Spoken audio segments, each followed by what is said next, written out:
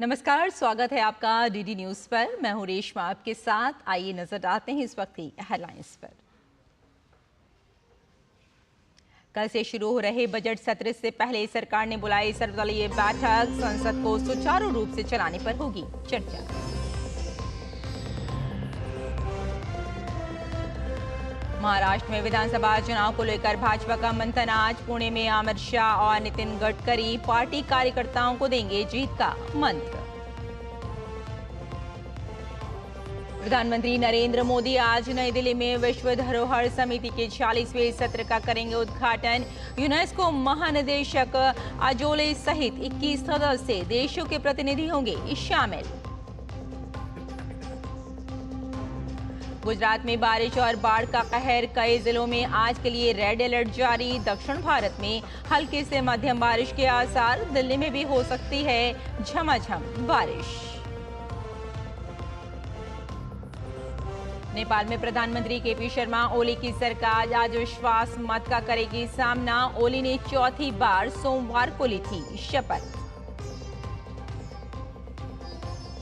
Israel ने 24 घंटे के भीतर लिया तेल अवीव पर हुए हमले का बदला। यमन में घुसकर हुती ठिकानों पर बरसाए बम। 3 की मौत और 87 हुए घायल। महिला एशिया कप क्रिकेट में गत विजेता भारत का सामना यूएई से आज। एक अन्य मुकाबले में पाकिस्तान की नेपाल से होगी भिड़ंत।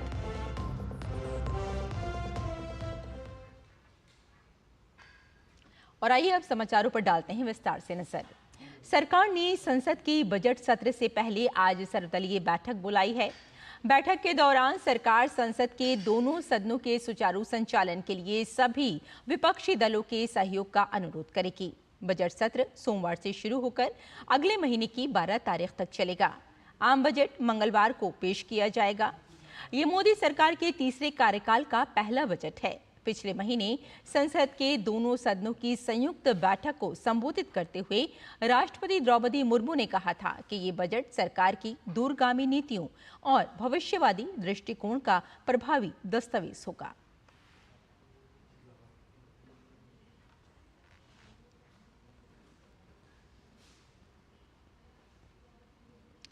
महाराष्ट्र में साल के अंत में होने वाले विधानसभा चुनाव को लेकर भारतीय जनता पार्टी आज बड़ी बैठक करने जा रही है। पुणे में होने वाले महाराष्ट्र भाजपा के राज्य सम्मेलन में आगामी विधानसभा चुनाव के लिए पार्टी की बदली हुई रणनीति पर चर्चा होगी। इस बैठक में अमित शाह आगामी विधानसभा चुनाव के लिए 5000 से ज्यादा पदाधिकारियों को जीत का मंत्र देंगे। बैठक के लिए केंद्रीय मंत्री अमित शाह कल पुणे पहुंच चुके हैं, जहां महाराष्ट्र के उप मुख्यमंत्री देवेंद्र फडणवीस और अजित पवार, केंद्रीय मंत्री भूपेंद्र यादव और साथ में अश्विनी वैष्णव ने उनका स्वागत किया है। अमित शाह आज पार्टी के सभी वरिष्ठ नेताओं, प्रदेश और केंद्र सरकार के मंत्री और अन्य पदाधिकारियों के साथ बैठक करेंगे। इस बैठक में राज्य के वर्तमान समीकरणों को देखते हुए नई रणनीति बनाने पर विचार किया जा सकता है। आज होने वाले एक दिवसीय सम्मेलन में केंद्रीय मंत्री नितिन गडकरी उद्घाटन सत्र को संबोधित करेंगे। इस सम्मेलन के दूसरे सत्र की अगुवाई केंद्रीय गृह मंत्री अमित शाह करेंगे। पूर्व केंद्रीय मंत्री राव मोहन दानवे राज्य और राष्ट्रीय राजनीतिक परिदृश्य पर प्रस्तावों पर चर्चा करेंगे।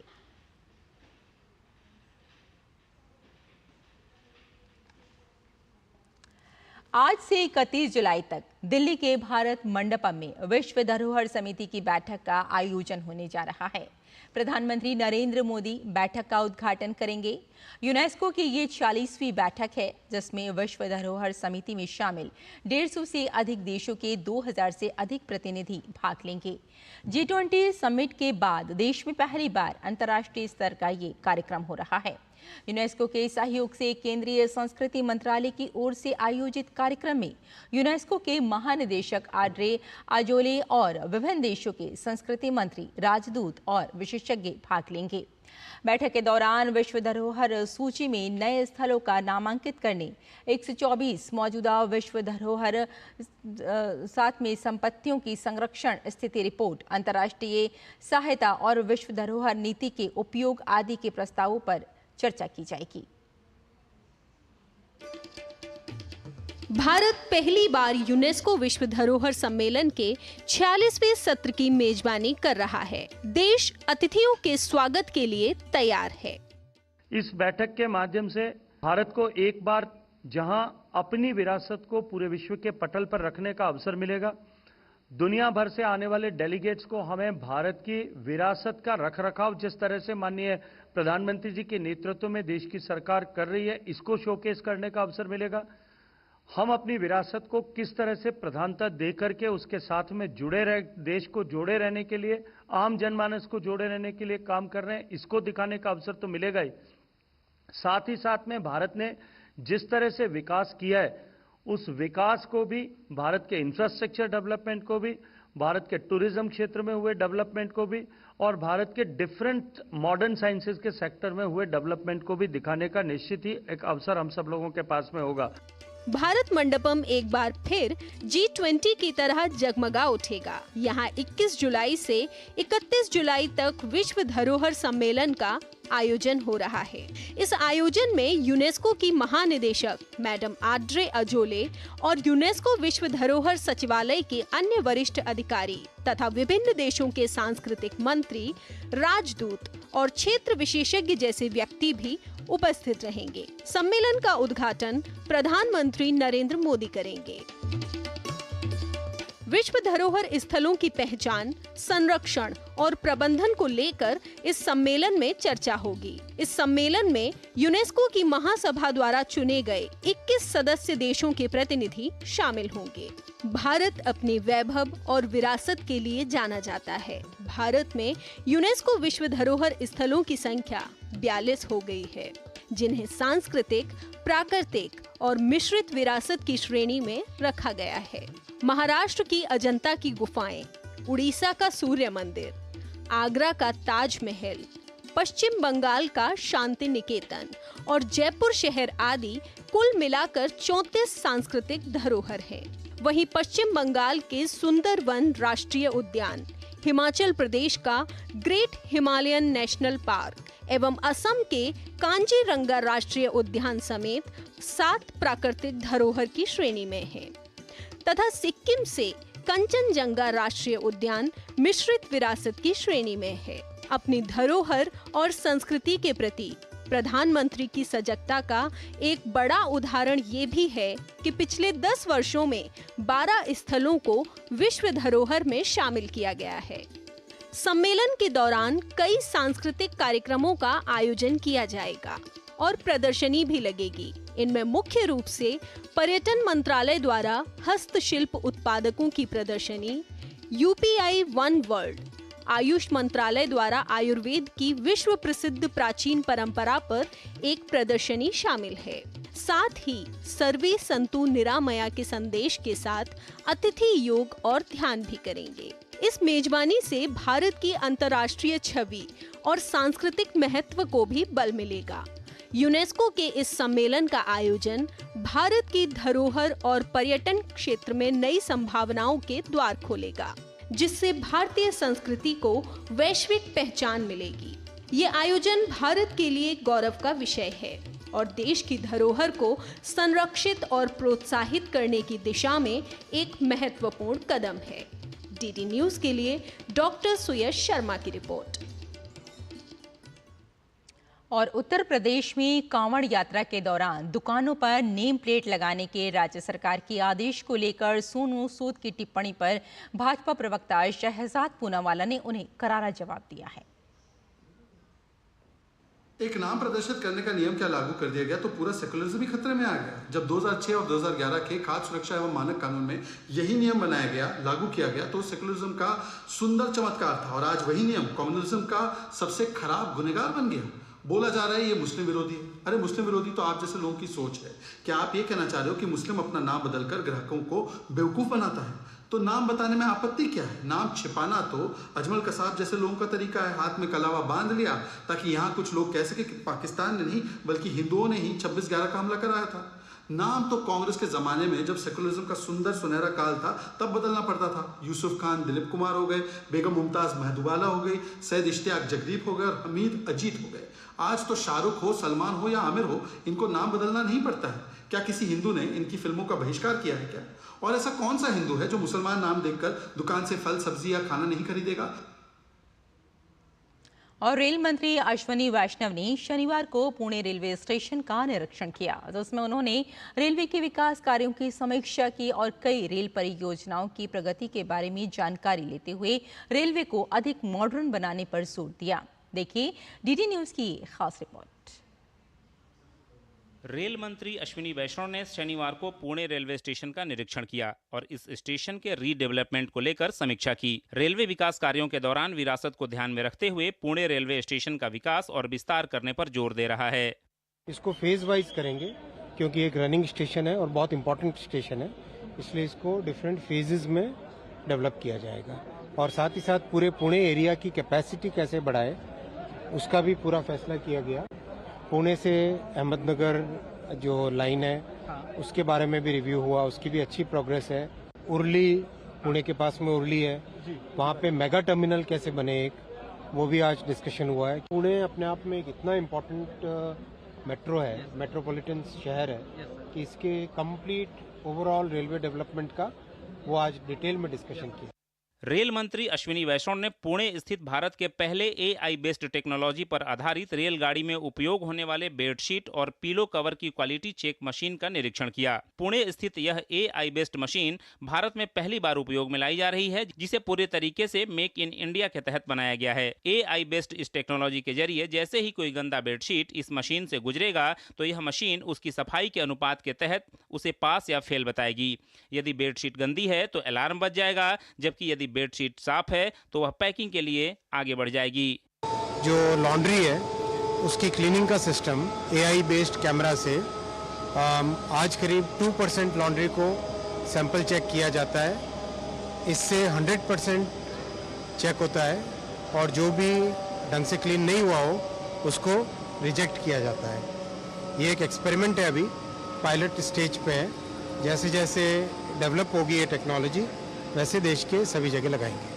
इसके साथ ही रेल मंत्री ने शनिवार को मुंबई से पुणे के बीच रेल कार्यों की समीक्षा भी की। मुंबई से लोनावाला होते हुए पुणे के बीच घाट सेक्शन को और अधिक मॉडर्नाइज करने के साथ साथ अतिरिक्त रेल लाइन बिछाने पर भी अधिकारियों से उन्होंने विचार विमर्श किया। जो घाट सेक्शन है मुंबई से पुणे वाला घाट सेक्शन, उसमें अभी 1/37 की ग्रेडियंट है, तो बैंकर लगाने पड़ते हैं। कैसे उस प्रॉब्लम को सॉल्व करें उसके ऊपर भी काफ़ी लंबे टाइम से काम चल रहा था। तो आज उसका जो अलाइनमेंट मैंने पर्सनली इंस्पेक्ट किया है, किस तरीके से नया अलाइनमेंट बनेगा जिससे कि घाट सेक्शन स्मूथ हो जाएगा। 1/100 की कैपेसिटी उसमें 1/100 की ग्रेडियंट पे आ सके, वो भी फैसला लिया गया। अपने महाराष्ट्र दौरे में रेल मंत्री अश्विनी वैष्णव ने पश्चिम रेलवे के आधुनिकीकरण और चल रहे विकास कार्यों के लिए शुक्रवार को एक मैराथन मीटिंग की थी। वहीं शनिवार को रेल मंत्री ने मध्य रेलवे से संबंधित कई प्रोजेक्टों को मंजूरी दी ताकि यात्रियों को विश्व स्तरीय सुविधा मिल सके और रेलवे नई तकनीक के जरिए एक नया मुकाम हासिल कर सके। Abhishek Singh, DD news, Pune, Maharashtra. और आखिर देश का ये पहला पायलट प्रोजेक्ट जो भारतीय रेलगाड़ी में उपयोग होने वाली बेडशीट की क्वालिटी चेक कर सकता है और इसका क्या भविष्य है, इस पर हमारे संवाददाता अभिषेक सिंह ने इस प्रोजेक्ट से जुड़े लोगों से खास बातचीत की। सेंट्रल रेलवे ने एक नई पहल की है। रेल मंत्री अश्विनी वैष्णव ने इसका जायजा लिया।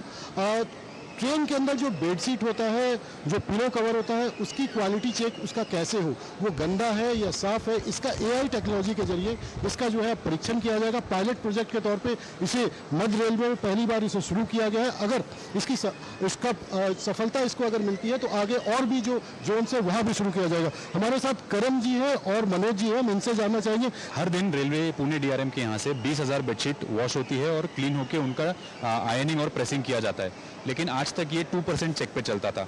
आज से आगे ये यहाँ पर 100% क्वालिटी चेक इंश्योर किया जाएगा। हमने इस सिस्टम के अंदर कैमरा बेस्ड टेक्नोलॉजी दी है, जिसके सामने मशीन विजन सॉफ्टवेयर लगाया है। एआई के द्वारा यहाँ पर स्टेन्स और जो भी वहाँ के फटी हुई बेडशीट है वो डिटेक्ट होती है और वो ऑटो रिजेक्ट हो जाती है। तो जो भी अच्छी बेडशीट है केवल वही आगे बढ़ती है और जो खराब बेडशीट है वो नीचे निकल जाती है और उसे फिर रिजेक्ट किया जाता है। तो ये पूरी प्रक्रिया एक सिंगल मशीन के द्वारा की जाती है, जिसको साका रोबोटिक्स ने डेवलप किया है।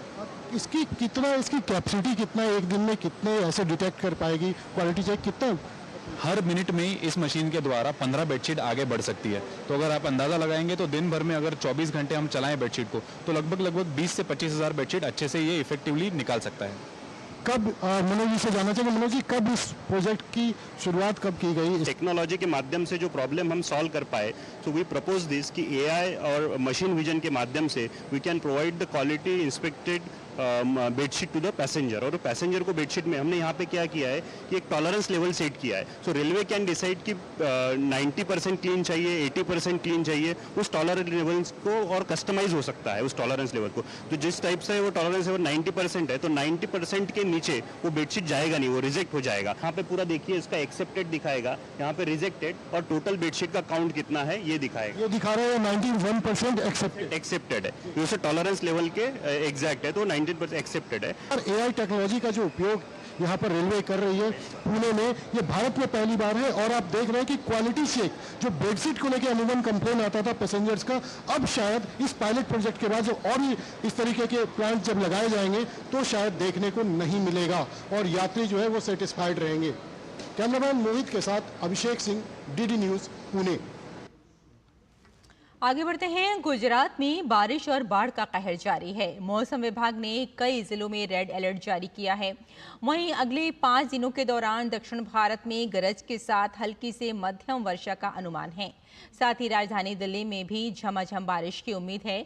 मौसम विभाग ने कोंकण तथा गोवा, मध्य महाराष्ट्र के घाट क्षेत्रों, विदर्भ, दक्षिणी छत्तीसगढ़ में आज के लिए मूसलाधार बारिश का अनुमान व्यक्त किया गया है। वहीं उत्तराखंड में अलग अलग स्थानों पर अगले 2 दिनों तक तेज वर्षा के आसार हैं। इसके अलावा मंगलवार और बुधवार को पूर्वी राजस्थान तथा सोमवार और मंगलवार को हिमाचल प्रदेश तथा सोमवार को पश्चिमी उत्तर प्रदेश में मूसलाधार बारिश की संभावना है। मौसम विभाग ने अगले 5 दिनों के दौरान पूर्वोत्तर भारत में अलग अलग स्थानों पर गरज के साथ मूसलाधार बारिश होने का अनुमान व्यक्त किया है।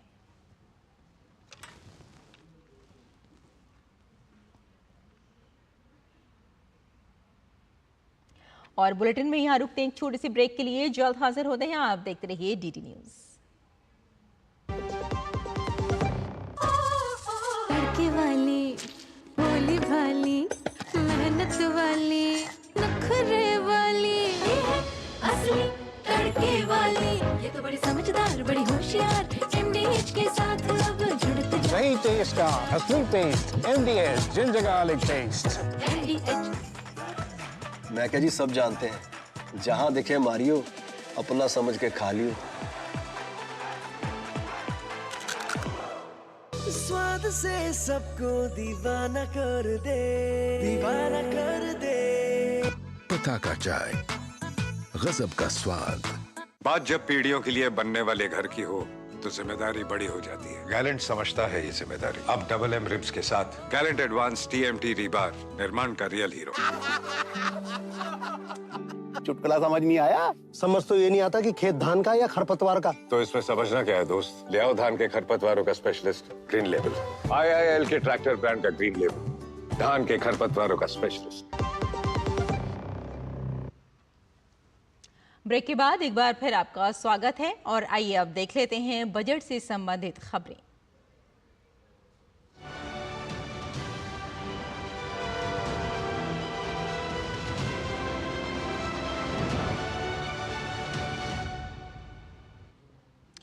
बीते 5 सालों से केंद्र के बजट में बुनियादी ढांचे पर फोकस स्पष्ट नजर आ रहा है।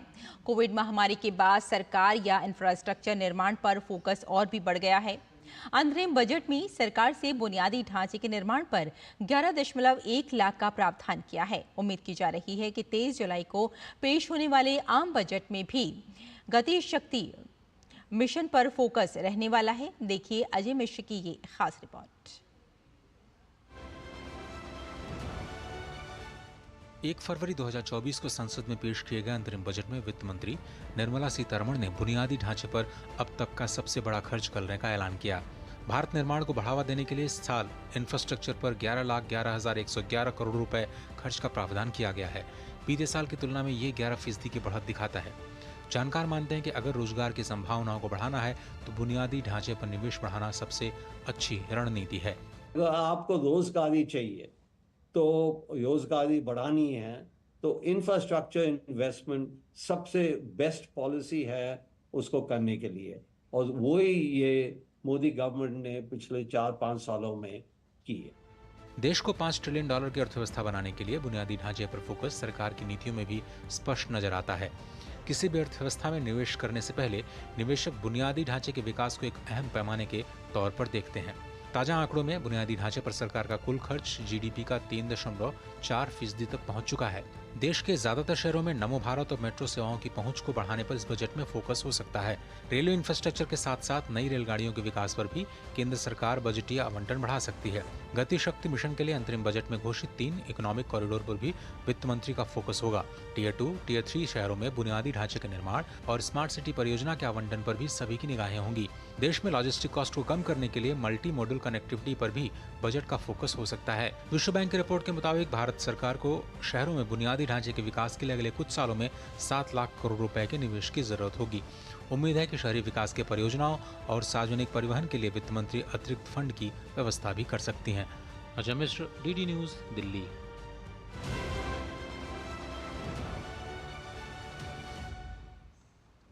और ग्रीवोलाइट इंडिया के निदेशक अशोक कुमार सोमानी ने उम्मीद जताई है कि आगामी बजट में सरकार इंडस्ट्रियल ग्रोथ और साथ में इंफ्रास्ट्रक्चर पर खास फोकस कर सकती है। भारत की industrial growth day by day बढ़ रही है और आने वाले बजट से हम ये उम्मीद करते हैं कि भारत सरकार इंडस्ट्रियल ग्रोथ को बढ़ाने के लिए राहत प्रदान करेगी, इंफ्रास्ट्रक्चर में सुधार करेगी, और अगर ये सब होता है तो हम मैन्युफैक्चरिंग ग्रोथ को करते हुए मेक इन इंडिया के सपने को साकार करेंगे, और हम अपने सपने को ही साकार न करके बल्कि विदेशों में भी अपने उत्पाद को बहुत अच्छे से बेच पाए। और आइए अब जानते हैं कि आने वाले बजट में देश के लोगों के लिए क्या उम्मीदें हैं। अगर हम रेलवे में भी देखें तो रेलवे में भी ज़्यादा फोकस उनको करना चाहिए इंफ्रास्ट्रक्चर के ऊपर। अभी रिजर्वेशन को लेके काफ़ी सारी बातें हो रही हैं, तो इसका मतलब है कि इंफ्रास्ट्रक्चर बढ़ता ही जा रहा है, तो अच्छी बात है, वो बहुत अच्छी चीज़ है। दूसरा, अगर हम एनर्जी के एस्पेक्ट्स को अगर हम लेते हैं तो उसमें भी बहुत सारी सब्सिडी भी देनी चाहिए। जो जनरल कोचेज़ होते हैं वो भी उनको शायद बढ़ाना चाहिए। पहले जो एग्जिस्टिंग जो इंफ्रास्ट्रक्चर है उसको स्ट्रॉन्ग करना चाहिए, उसके बाद आगे के प्लान करना चाहिए बजट में। लास्ट टाइम भी जब बजट आया था तो government has plan to invest approximately 2 lakh crore on railway sector, which really helped in terms of how railway stocks has done in past 2-3 years of time. The government just keep continuing those plans for making investments in these sectors even in this budget. आगे बढ़ते हैं। पश्चिम बंगाल के राज्यपाल CV आनंद बोस पर लगाए गए यौन उत्पीड़न के आरोपों को निराधार बताया गया है। इस संबंध में एक सेवानिवृत्त न्यायाधीश की ओर से की गई इन हाउस न्यायिक जांच की प्रारंभिक रिपोर्ट शनिवार को राज्यपाल के कार्यालय ने जारी की। इसमें राज्यपाल पर लगाए गए आरोपों को गलत बताया गया है। राजभवन की एक महिला संविदा कर्मचारी ने राज्यपाल पर यौन उत्पीड़न के आरोप लगाए थे। रिटायर्ड जिला न्यायाधीश डी रामदेवरन की जांच रिपोर्ट के मुताबिक 24 अप्रैल और 2 मई को राजस्थान में कथित घटना के संबंध में शिकायतकर्ता का आरोप आधारहीन और तथ्यों से परे है। रिपोर्ट के अनुसार जांच के दौरान राजभवन के 8 कर्मचारियों से पूछताछ की गई। रिपोर्ट में कहा गया है कि 2 मई को जिस दिन राज्यपाल के खिलाफ राजभवन की महिला संविदा कर्मचारी ने पुलिस में शिकायत दर्ज कराई, उसी दिन प्रधानमंत्री नरेंद्र मोदी कोलकाता में थे और राजभवन में एक रात रुके थे। इसके लिए एसपीजी के सदस्य पहले से ही शहर में थे। रिपोर्ट में उस दिन ऐसी घटना होने की संभावना पर सवाल उठाया गया है। रिपोर्ट में यह भी कहा गया है कि राजभवन की किसी भी महिला कर्मचारी ने जांच के दौरान राज्यपाल के खिलाफ ऐसी कोई आशंका नहीं जताई। हालांकि टीएमसी ने इस जांच रिपोर्ट को दिखावा करार दिया है। नेपाल के नवनियुक्त प्रधानमंत्री केपी शर्मा ओली आज संसद में विश्वास मत हासिल करेंगे। आज दोपहर 1 बजे प्रतिनिधि सभा में केपी शर्मा ओली शक्ति परीक्षण का सामना करेंगे। सीपीएन यूएमएल के अध्यक्ष ओली ने 15 जुलाई को अपने चौथे कार्यकाल के लिए शपथ ली थी। नेपाल के संविधान के अनुसार ओली को नियुक्ति के 30 दिनों के भीतर विश्वास मत हासिल करना होगा। राष्ट्रपति रामचंद्र पौडेल ने संसद में सबसे बड़ी पार्टी नेपाली कांग्रेस के साथ गठबंधन सरकार का नेतृत्व करने के लिए ओली को प्रधानमंत्री नियुक्त किया था। ओली ने पुष्प कमल दहल प्रचंड का स्थान लिया था, जो पिछले सप्ताह संसद में विश्वास मत हासिल नहीं कर पाए थे। 275 सदस्यों वाली नेपाल की संसद में सरकार बनाने के लिए 138 सदस्यों का बहुमत चाहिए।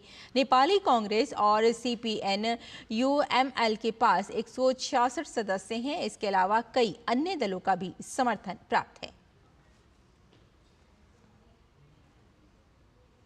और बांग्लादेश में सरकारी नौकरियों में आरक्षण बहाली के सुप्रीम कोर्ट के आदेश के खिलाफ हिंसा जारी है। इस पर काबू पाने के लिए सरकार ने पूरे देश में कर्फ्यू लगा दिया है। प्रदर्शनकारियों को देखते ही गोली मारने का आदेश है। हिंसा में अब तक 115 लोग मारे गए हैं।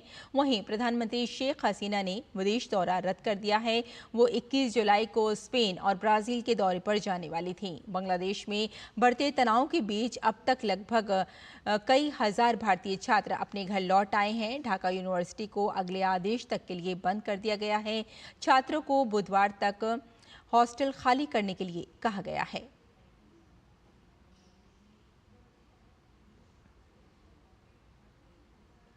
अगली खबर की ओर बढ़ते हैं। हूती विद्रोहियों द्वारा तेल अवीव शहर में किए गए घातक ड्रोन हमले के एक दिन के बाद इजराइल ने जवाबी कार्रवाई करते हुए पश्चिमी यमन में विद्रोही समूह के कई ठिकानों पर हमला किया।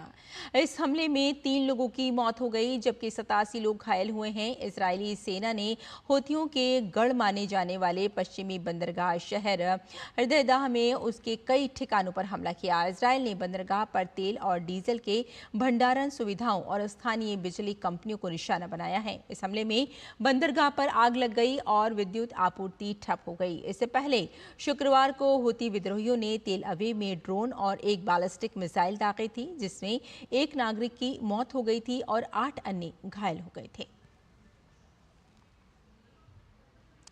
और खेल की खबरों में महिला एशिया कप क्रिकेट में भारतीय टीम अपने दूसरे मैच में यूएई से भिड़ेगी। भारतीय महिला टीम का सामना यूएई से होगा।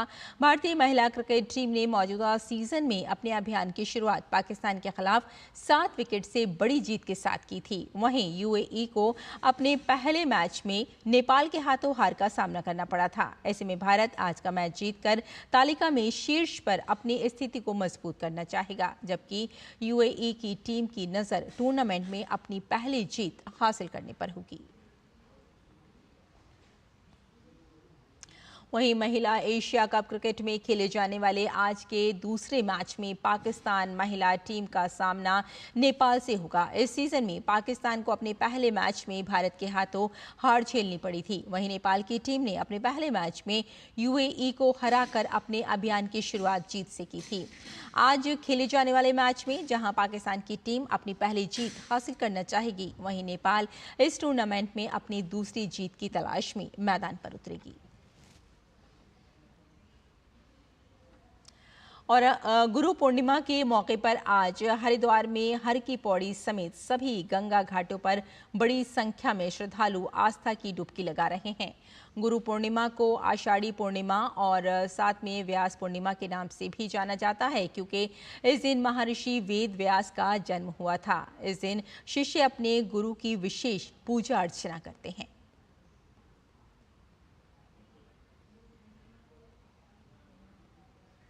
और आज से अयोध्या धाम में स्थित श्री राम मंदिर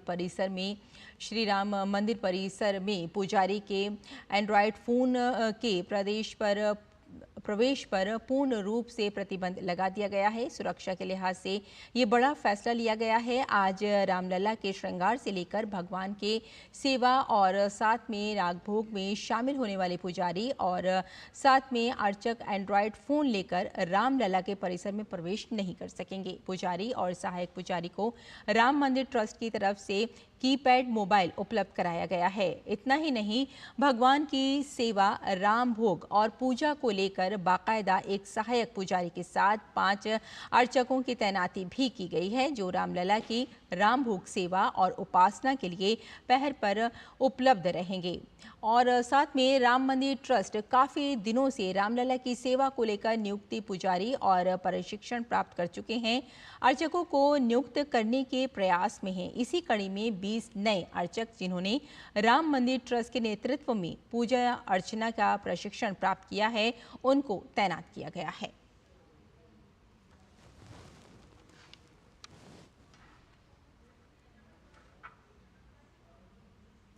तो फिलहाल इस बुलेटिन में इतना ही। अनुमति दें। नमस्कार।